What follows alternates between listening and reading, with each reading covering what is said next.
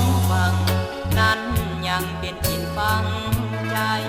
น้ำสันใสเย็นลองไหลเหมือนน้ำใจของสาวป่าสาวพายเรือล่องไป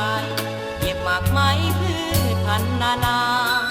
ลงหดสวนอาบน้ำแข้งทายามจากลาคิดฮอดบ่หายจำต้องจากไปเข้าเมืองใหญ่ทำเฮียนศึกษาวันหน้าจะหวนคืนมาเมื่อสิ้นภาระยิ่งใหญ่นำเอาวิสามาพัฒนาปากสันก้าวไปมาหาน้องผู้เป็นดวงใจรอคอยอายไว้เกิดคนดีคอยคำลงแรงแสงทองสะท้อนหน้าน้ำไหลกันสองใจผูกพันที่ปากน้ำสันด้วยใจไมตรีจะหาสุดใดเทียบเทียมอยู่ในโล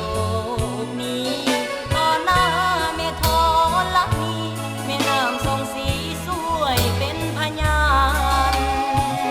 อายบ่ลืมคำทุกเศร้าคำอะไรห่วงหาหักหลังฟังในอุลาคอยท่ายังอีกบ่นานน้องเป็นแห่งใจพ่อแม่ไงอายหลายคนผูกพันจะมาสร้างสาพัฒนาปากสันบ่ลืมจอมควันปากสันฟังใจ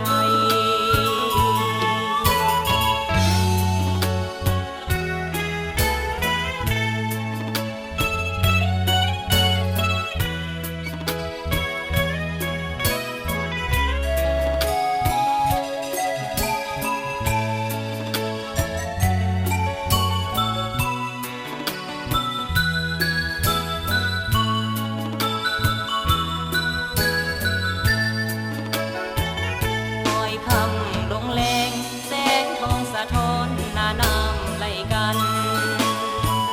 สองใจผูกพันที่ปากน้ำสันด้วยใจไมตรีจะหาสุดใดเทียบเทียมอยู่ในโลกนี้ต่อหน้าแม่ธรณีแม่น้ำทรงสีสวยเป็นพยานอายบ่ลืมคำทุกเศร้าคำอะไรห่วงหาหักหลังฟังในอุลาคอยท่ายังอีกบ่นานน้องเป็นแห่งใจพ่อแม่ไงอายหลายคนผูกพันจะมาสร้างสาพัฒนาปากสันบ่ลืมจอมควันปากสันฟัง